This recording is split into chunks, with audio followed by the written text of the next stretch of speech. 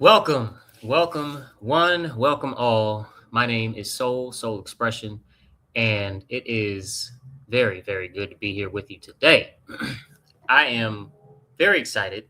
Today is my first live, and uh, I've been so inspired by so many people that I like to watch on YouTube who go live that I'm just excited. I'm excited whether I get a viewer, whether I don't.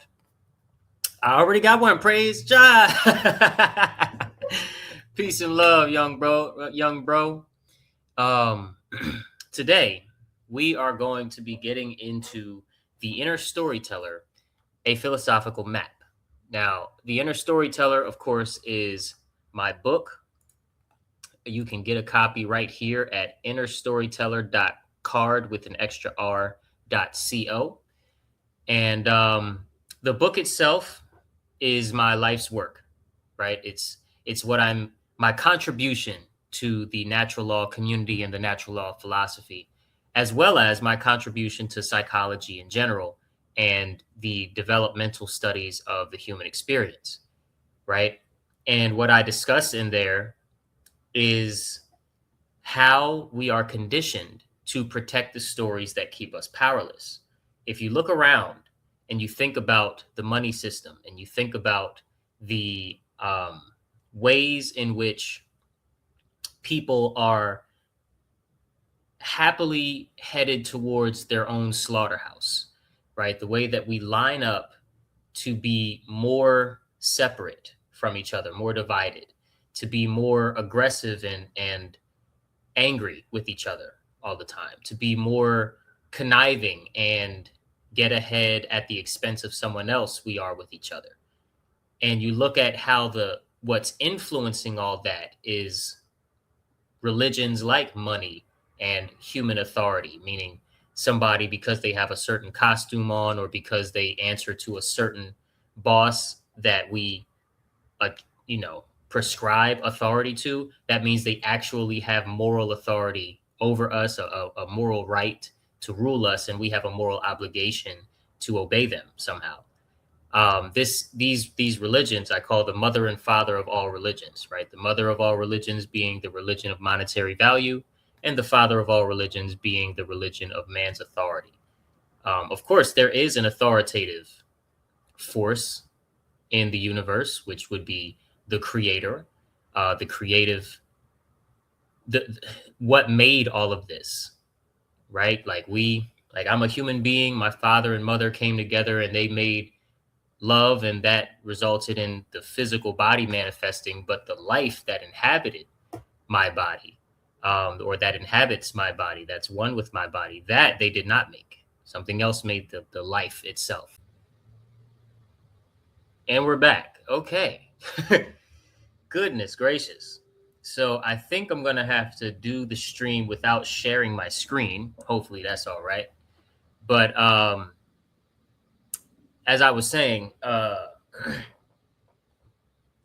can't hear or see you. Yeah. It went away, my man's. And first of all, before I get back in the topic, let me just put this on screen. No, the book is not free. To pre-order the book right now, it's not free, but you can secure the low price of, I think it's like 17. Let me see, $17. Because it's $18, so $17.99 right now, and that's for a paperback copy to be shipped to your house if you're within the United States. And basically, if you go ahead and pre-order the book now, then you secure that price, because once the paperback is actually published, that price is going to shoot up. So that's the purpose of pre-ordering the book. Thank you for your question and all of your comments. I appreciate it. And I'm gonna get back into my little spiel. But basically what I'm saying is there is a force in the universe with authority, and it's not mankind, and it's not any small group of men or women. And the idea that we are morally obligated to be obedient to these people and these systems is wrong. And the parenting the teaching, the guiding of children to grow up in the belief bubble that we have to be and should be obedient to these systems and these people is also just as wrong. And so, me noticing that, I was an educator for about 7, 8 years of my life, and then and I've always been an artist. I've always had a love for putting my feelings into some sort of art form. Um, this relationship that human beings have with, um, you know, the religion of authority cannot really be dismantled or done away with without a very deep understanding of the self and how the self works. Knowledge of self is probably the oldest formal study of psychology that there is. And you could say psychology is actually a sub branch out of knowledge of self, because knowledge of self goes beyond the psychology of one person. Of course, there's aspects of the collective human family that impact how the self operates and what comprises the self. There are natural um, ways, to experience and to explore what the self is and what influences the self the most. Regardless of all of that, um, I am quite excited to get into my work that helps people fully understand the self and their self. And it's called the Inner Storyteller. So I'm going to pull back up my document here. There we go. So we can get to talking about, boom, the philosophical map to the Inner Storyteller. Now, the Inner Storyteller itself is a book. When you pre-order the book, or when you order the book, even after the paperback is published, it comes with a PDF that serves as a companion, right? A companion read.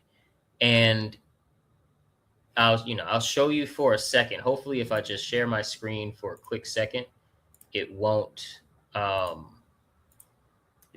out on me. But this, add to stage, is the Inner Storyteller, a philosophical map. You have the power to rewrite the story that defined you. This is a guide to the book itself, right? And I'm gonna stop sharing because I'm afraid that it's going to glitch out on me and kick me, and my computer is going to restart again. That's what happened, is my computer completely glitched and went haywire for a second and restarted. And then I was able to come back into the stream. And I figure it's because I was sharing my screen that's why my laptop went haywire. But regardless, the Inner Storyteller, a philosophical map, is a companion read to the Inner Storyteller, the main book, the main manuscript. It's a document that serves as a guide to the philosophical sequencing of the Inner Storyteller. And it's not simply a breakdown of chapters, but more so a map to the deeper movement beneath the chapters of philosophical ideas. Mark Passio often says that there are only two things that bring real and lasting change into the world or into the human family. The first is obviously technology. Technology as a whole, when you think about things from the pen and the pencil to paper, the printing press, the internet, the computer, the processor within a computer, the light bulb, the wheel, the axle, all of these inventions, right? These technologies, when introduced, the gun, right? The wrench, certain tools, all of these technologies completely changed the trajectory of the human family, the direction that we were heading in upgraded when certain technologies were introduced into the human family. So technology is the first of the only two things that bring real and lasting change. And the second is philosophy, okay, which can also be said as worldview. Okay, one's personal philosophy, one's personal worldview, or the collective shared philosophy or collective shared worldview of a certain region of the world can and does bring real and lasting change into the world. And of course, within philosophy, within worldview, as a huge umbrella topic, you have religion, you have, other faith systems that maybe don't qualify as religion. You have environmental factors that all of those things, and they result in books like the Bible being written, um, certain documentaries, and even fiction like The Matrix coming in, and they introduce a philosophy that has a measurable and noticeable change into the world and into the human family. We have technology and philosophy. Those are the only two things. You can't name something else that actually brings real and lasting change besides technology and or philosophy. And guaranteed, whatever you come up with is going to either be a technology or a philosophy. So that's why I wrote it. And that's what I'm very, very excited to get into with you guys. Let me check my comments one more time before I get over there. Let me see. When will the book be available? The book will be available in a few months. There's no set date yet. And of course, as soon as there is one, then it'll be added to that website, innerstoryteller.card with an extra r.co. That's innerstoryteller.card.co. But right now, we're just going to say, within the next 6 or 7 months, the book will be published and available, and we'll start shipping out the ones to the people that already bought the book via the pre-order. And the regular price will be added to that website. Now, when you get the book, you get with it the philosophical map, and I'm going to get into that right now. So it starts off, the heart of this book is the idea of the inner storyteller, which is the inner meaning maker through which human beings experience reality as story. Now, notice I don't say human beings experience reality as a story.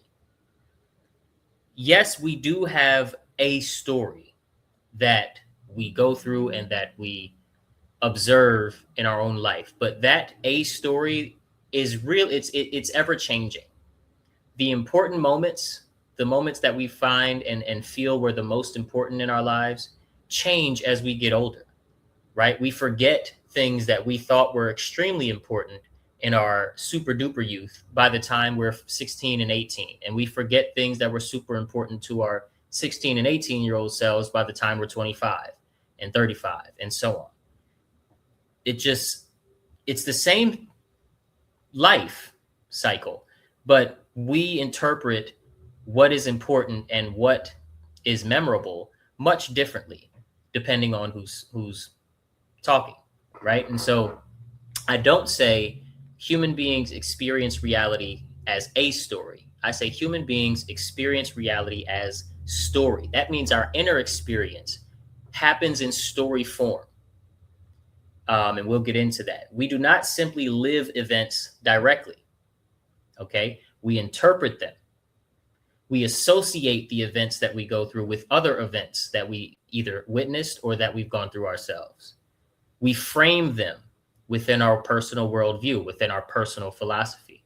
We anticipate based off of the events that are happening now. This means these other events will happen later, or this means these other events that happened before mean this and that, right? We interpret and anticipate. We remember and we assign significance to the events. And all of this is done in story form First this happened, then this happened, then this happened, and this story means this. Um, you take something that you find unfair. For you to feel that something is unfair, right? Somebody takes something that they had no right to take, and it was an unfair thing that they did. That's experienced in story form. The thing existed how it was, or the circumstance existed how it was. Then somebody introduced this action. And when they introduced this action, the aftermath was such and such. And that resulted in the feeling, the understanding, the inner experience of a story of unfairness. Okay. And a need for correction. This is how we experience life. And it doesn't just have to do with things that make us sad. It also has to do with things that make us happy. You know what I mean?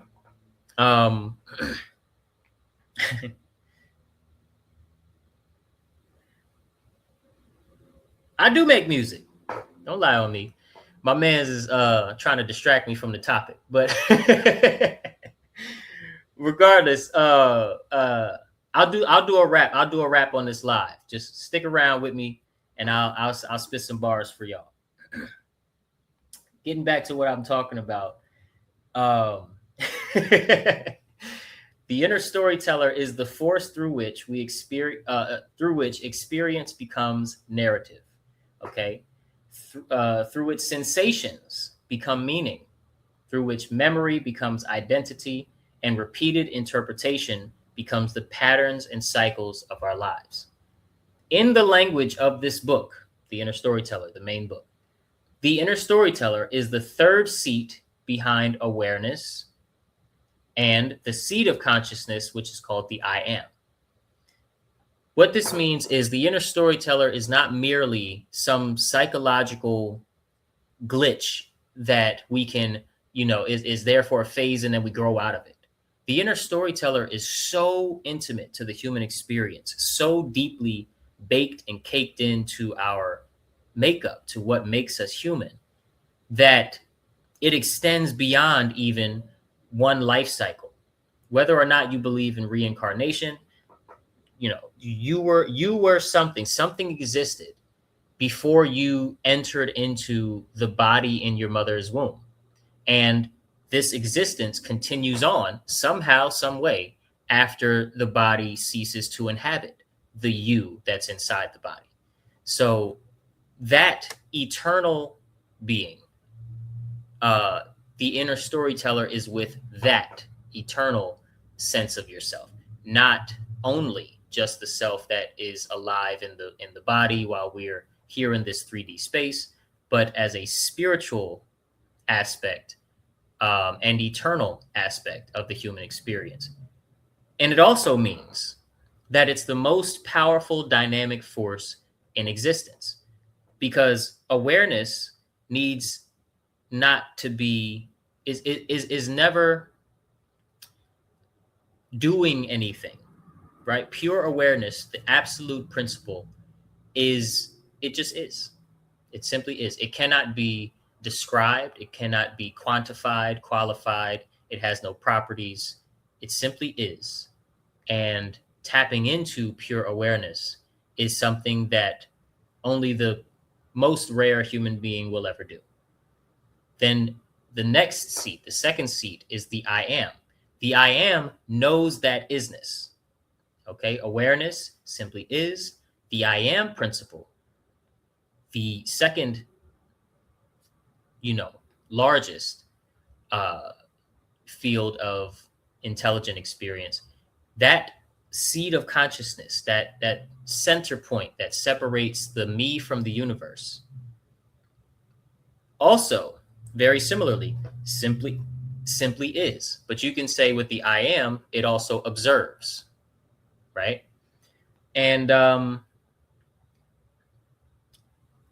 from there is the inner storyteller. The third seat is the programmer, this machine-like existence called the inner storyteller. And this is where our understanding has to begin. It cannot begin at a place where we are hearing the term the inner storyteller and we're thinking that it just means something that shuts off when we meditate deep enough and we quiet our mind and stop thinking our thoughts over and over again, and the endless chatter that goes on in the skull. It's not that. It's not even your conscience that gives you good advice when you're about to make a dumb decision. It's not your conscience. It's bigger than your conscience. It's bigger than the voices that are always going off in the skull, in the head. And it's bigger than your emotional body and your emotional memory. It's bigger than all of that. The inner storyteller is what dictates your inner experience as a human being and as a growing being in the universe. Moving on. The I am is the first spark of being. The inner storyteller is what begins arranging that being into lived experience. It is what says, this happened to me. This means danger, or this means safety. This means love, or this means hatred or disdain. This is who I am now, or this is not who I am. It is not consciousness itself. It's not God. The inner storyteller is not a, it's not God or anything, but the shaping force through which consciousness becomes personal, dramatic, remembered, and directional, right? We all feel that our life has a direction. We're sort of headed, even if we're headed into the unknown, right? We're in various phases of our life where it feels like I don't know what I'm doing. I don't know if I'm doing it right, and I'm, a little anxious about it. These feelings are very common in the human experience, but even if we have those feelings, it's still, if you're sensitive enough, you will see that your life is moving in a direction. And what makes life feel directional, what gives that substance, that those kind of boundaries where you can see your life has a story to it, is the inner storyteller. This matters because human beings do not act only from facts. They act from the stories they believe those facts belong to. Let me say that again. This matters because human beings do not act from facts alone. We act based on the stories we believe those facts belong to. This is I cannot stress enough how important it is to really understand this concept. When you wake up in the morning, and right in between where you're actually getting into your day and you're just waking up out of sleep, right in between there, maybe you're still in bed, maybe you just started to move, but you're not actually into your day. There is a moment where your brain switches from being in a certain brainwave frequency to being in a much higher brainwave frequency, like going from theta to beta, I believe, but don't quote me on that. I'm not a scientist in that sense. I'm not trained in that jargon. But in that phase, when you're first waking up, there is a lack of logic that you can pull on. And the only thing that's happening is you are kind of seeing the story of your right now moment until the brain kind of kicks in. And now you're thinking about all the things you have to do today, all the things you forgot to do yesterday, how hungry you are, if you use the bathroom or not, blah, blah, blah. If you brush your teeth, those things then kick in, and then that's over. But right beforehand, if you pay attention, this is some homework for you guys enjoying this live right now. Be in the space as long as possible when you first wake up, whether it's from a nap or from, in the morning, where you're not thinking, and see for yourself that the storyteller is still active. Okay. So you don't have to be in a chatter mode to realize that you're not acting from facts. You're not interpreting, noticing facts and moving throughout your day. You're just observing a story play out, and something is conscious of that story of you waking up, and it's very present. It's very present state of mind. Again, it's before you start thinking about what you have to do in the day. All right, so I'm gonna move on. Now, fear, hope, trauma, authority, symbols, institutions, family, religion, money, and culture all press themselves into this inner storytelling process. There is not an aspect of your life that isn't directly connected to this inner storytelling process because of the fact that our inner experience always happens in story form, always forms itself around narrative. Over time, what is repeated becomes familiar, and what is familiar becomes believable. On the flip side, what is believable becomes behavioral reality. We behave within the bounds of what we believe we are supposed to do. And in this way, the inner storyteller becomes one of the deepest battlegrounds in human life. The place where meaning is assigned, identity is rehearsed, and obedience or awakening begins. Now, when I say battlegrounds, we are at war, people. You have enemies, people. It's unfortunate. We don't want them, but we have them. Okay? Look out your window. See for yourself how we treat each other.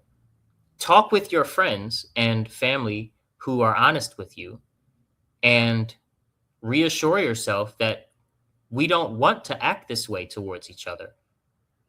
But notice that we do, and notice that we don't readily have good answers for why we treat each other so horribly as a human family. I postulate, I put forth that we do this out of obedience to perceived authority. Okay, the excuses that we make for why we don't grow our own food, share more, provide more aid, stop obeying when the orders are given that are immoral orders. Why we don't do this. The excuses that we give are always tied to the mother and father of all religions, which is the religion of monetary value and the religion of authority, meaning a chain of command. Okay?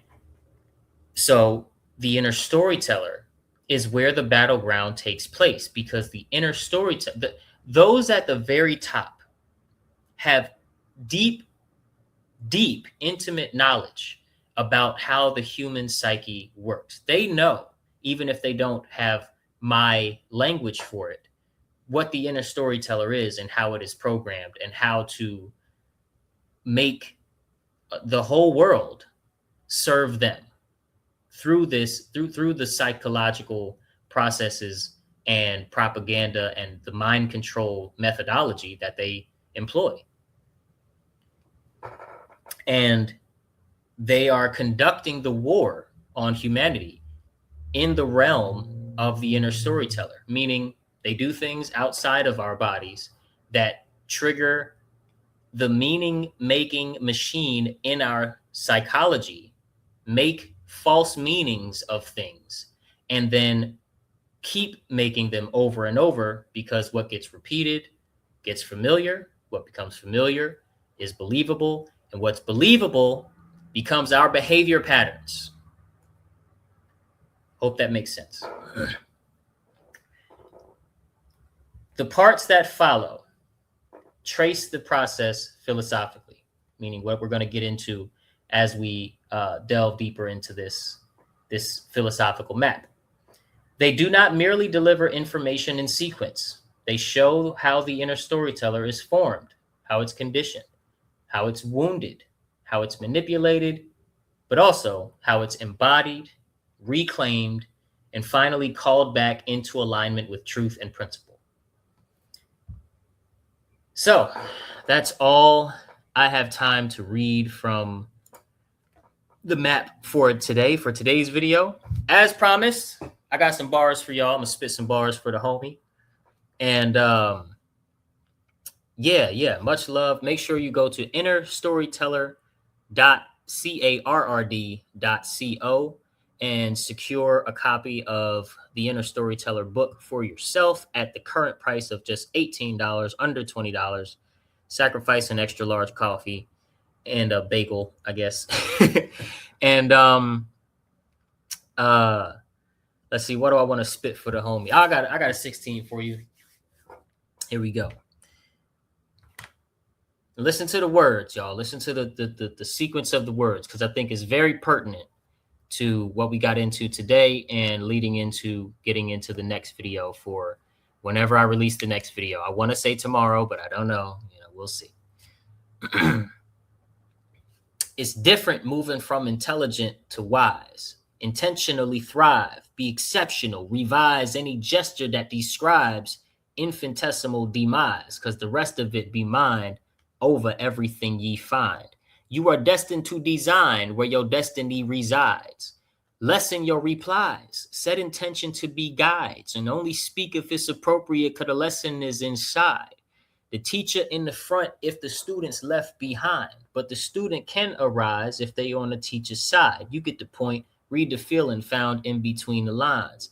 Phrases only bridge between meanings in the rhyme and the feeling that the lesson can relay unto your mind. So thank the universe for all the blessings in disguise, because the message in the sky reads, you're leveling with I. Now I see so much tension, I'm ascending just to cry. And it's elegant to try and reach a level you can fly with God. Thank you so much, and I'll see you guys in the next one. Peace and love.